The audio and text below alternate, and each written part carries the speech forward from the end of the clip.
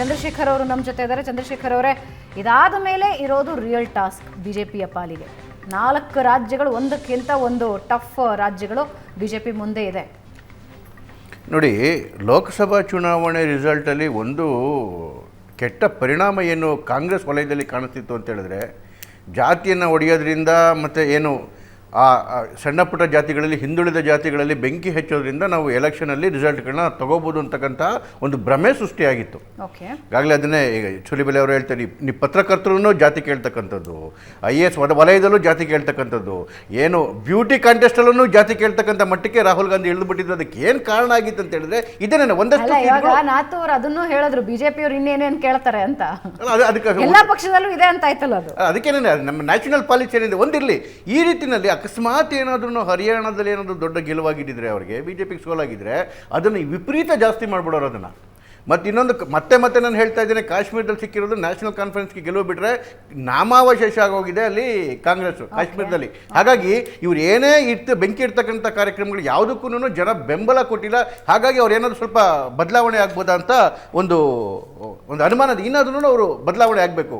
ನೋಡಿ, ಇವತ್ತು ಇದರ ವಿಚಾರ ಮಾತಾಡ್ಬೇಕಾದ್ರೆ ನನಗೆ ಪ್ರಶ್ನೆ ಕೇಳಿದ್ರೆ ನಾನು ಉತ್ತರ ಕೊಡ್ತಾ ಇದ್ದೀನಿ. ಸ್ಟೇಟ್ಹುಡ್ ವಿಚಾರದಲ್ಲಿ BJPಯ ನಿಲುವು ಭಾಳ ಸ್ಪಷ್ಟವಾಗಿದೆ. ಸ್ಟೇಟ್ಹುಡ್ಡು ಕೊಡ್ತಕ್ಕಂಥದ್ದು ಅದು ನಮ್ಮ ನಿಲುವು, ನ್ಯಾಯಾಂಗದ ನಿಲುವು ಕೂಡ ಅದೇ ಆಗಿದೆ. ಈವನ್ ತೆಗಿಬೇಕಾದ್ರೂ ಕೂಡ ಅಮಿತ್ ಶಾ ಅವರು ಹೇಳಿದ್ದು ಇದೊಂದು ಟೆಂಪರರಿ ಮೆಜರ್ಸು, ಅಲ್ಲಿಂದ ಅರೇಂಜ್ಮೆಂಟ್ಸ್ಗೋಸ್ಕರ ಯಾವಾಗ ಪರಿಸ್ಥಿತಿ ಸರಿ ಹೋಗುತ್ತೆ ಅವಾಗ 100% ತೆಗಿತೀವಿ ಅಂತೇಳಿ. ಹಾಗಾಗಿ ಸ್ಟೇಟ್ಹುಡ್ ವಿಚಾರದಲ್ಲಿ ನಮ್ಮಲ್ಲಿ ಯಾವುದೇ ಒಂದು ಇಬ್ಬಂದಿಯ ನೀತಿ ಇಲ್ಲ ಅಥವಾ ಯಾವುದೇ ಕನ್ಫ್ಯೂಷನ್ ಇಲ್ಲ. ಸ್ಟೇಟ್ಹುಡ್ ಕೊಡೋ ಪರವಾಗಿ BJP ಏನಿದೆ, ನಾವು ಕೂಡ ಇದ್ದೇವೆ. ಇದು ನಾನು ಸ್ಪಷ್ಟಪಡಲಿಕ್ಕೆ ಕೇಳ್ತೇನೆ. ಮತ್ತೊಂದು, ನೀವಾಗಲೇ ಒಂದು ಬಾರಾಮುಲ್ಲಾದು ರಿಸಲ್ಟನ್ನು ಹೇಳಲಿಕ್ಕೆ ಶುರು ಮಾಡಿದ್ದೀನಿ. ನಾನು ಆಗಲೇ ಆಚೆ ಕಡೆ ಅದೇ ಹೇಳಿದೆ. ಭಾರತೀಯ ಜನತಾ ಪಾರ್ಟಿಗಾಗಲಿ ಅಥವಾ ಭಾರತೀಯರಿಗಾಗಲಿ ಕಾಶ್ಮೀರದಲ್ಲಿರ್ತಕ್ಕಂತಹ ಪ್ರತ್ಯೇಕವಾದ ಮನಸ್ಥಿತಿಯನ್ನು ಬದಲಾವಣೆ ಮಾಡಿ ಅವರನ್ನು ರಾಷ್ಟ್ರೀಯತೆಯ ಮೈನ್ ಸ್ಟ್ರೀಮಲ್ಲಿಗೆ ತರೋದು ಬಿಟ್ಟರೆ ಬೇರೆ ಯಾವುದೇ ದಾರಿ ಉಳಿದಿಲ್ಲ.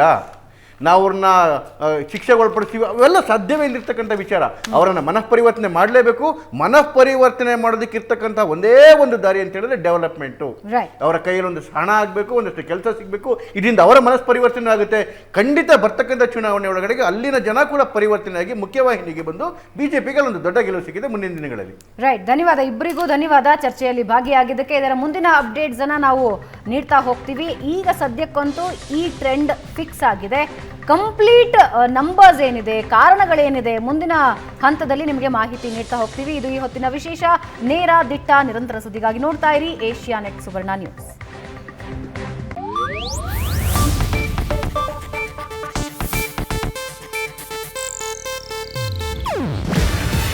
ಇದು ಏಷ್ಯಾನೆಟ್ ನ್ಯೂಸ್ ನೆಟ್ವರ್ಕ್ ಪ್ರಸ್ತುತಿ. ನೀವು ನೋಡ್ತಿದ್ದೀರಾ ಏಷ್ಯಾನೆಟ್ ಸುವರ್ಣ ನ್ಯೂಸ್.